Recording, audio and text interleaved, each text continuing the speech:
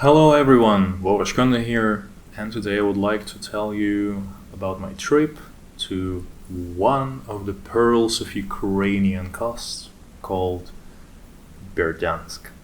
Alright, well, you would wonder, Vova, what is that again? Why do we need to know about some really small town in Ukraine? First of all, because I traveled there. Second of all, at least brief mention of that place worth it. Just because I feel like it is one of the main resorts.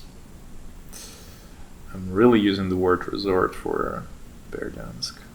One of the main resorts of Azov Sea in Ukraine. And I know that so many people whom I know, and when I'm starting to talk about Azov Sea, here in the Netherlands, nobody ever heard of it. To their surprise, it's always fun even for me to go and like, yeah, it is an actual sea. You see, you know Black Sea, and I'm like, look, there is this tiny bit of water. That's exactly the place we're talking about. Azov Sea, maybe the whole controversy around it is mainly coming from its actual status, because Azov Sea is a debatably a sea. So you would wonder, so you're telling us there is a small sea in Ukraine. It's not really the sea, but it's technically a sea. So what is there to see?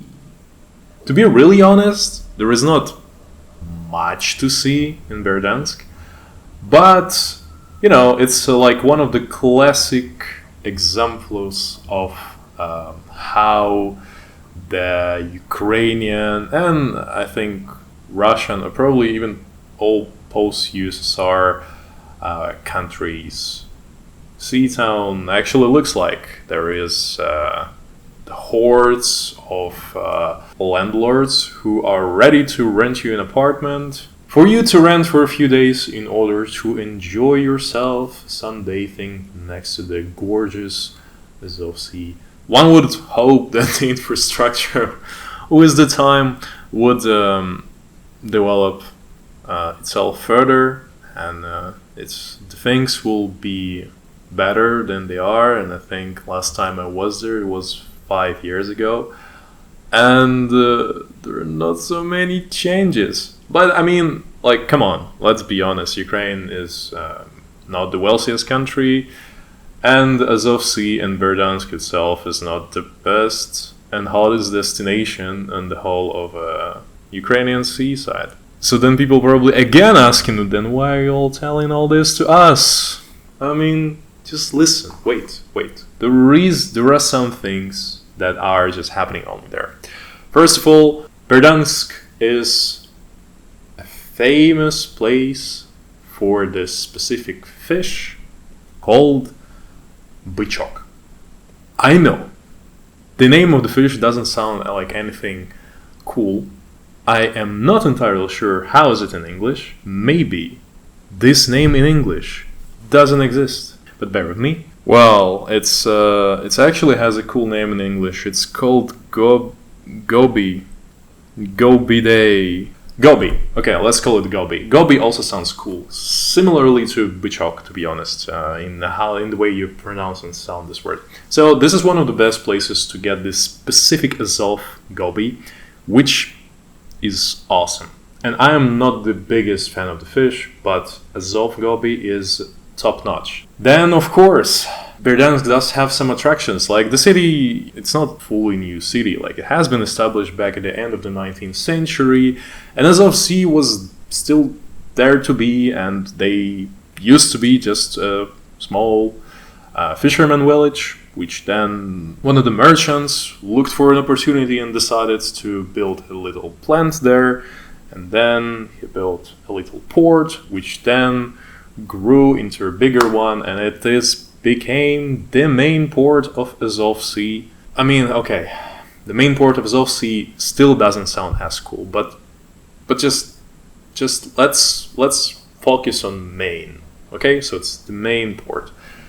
So what is there to see? There is port. There is not much to see, but you will always see it because it's visible from any spot on the Berdyansk coastline. Then you'll be able to see a lot of different interesting sculptures and statues mainly in the city center, where the mayor was feeling kind of excited about putting some of them. Like, not all of them are the sort of art that would be displayed in a museum or something like this. But it kind of goes well with the whole atmosphere of this kind of a province city, province town of Berdyansk. There is, of course, because it is a town with a certain amount of history, there are some older houses that maybe now don't look as gorgeous as they could have been, but still they preserved quite a decent look for being something that's more than 150 years old. So kudos for the administration, I suppose, or the owners of those buildings who were actually taking more or less good care of them. Yeah, of course, some of them are using as commercial spaces, so now there is a lot of terribly distasteful advertising on them, but that's, I guess, the price you have to pay to at least keep the building there. I feel like the city center itself is not that bad, it's quite spacious, it has quite a spacious square, there is a small boulevard. This city administration building also looks fine. There is like nothing special, and there is this huge old hotel with the name of the city on top, which used to be a super common thing for any Soviet town, city, whatever.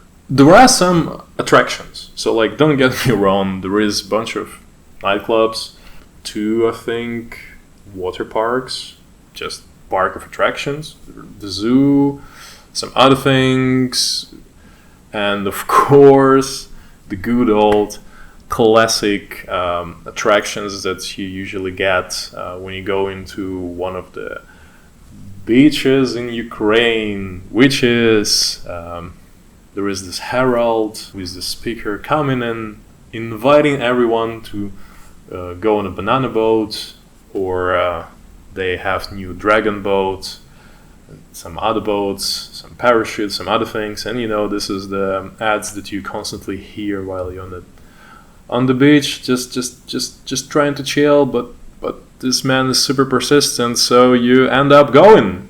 What also was a bit unusual this year is that I, for the first time, spectated so many huge jellyfishes. Oh my god, I feel like they were enormous. I have never seen such huge jellyfish ever. They were probably the size of my head at least. That definitely prevented me from entering the water. The most important thing about Berdyansk is that I spent my time there with my family, with my parents, and it doesn't matter where you actually go in together with your family.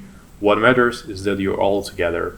And it may sound that I was a bit disappointed with Berdyansk and itself and just trip there or whatever, but no, this is exactly the things that I feel like I'm missing when I'm going to Greece, for example. And the fun fact, actually, Glyfada, which I shown in my earlier videos about Athens, is actually a twin city of Berdyansk.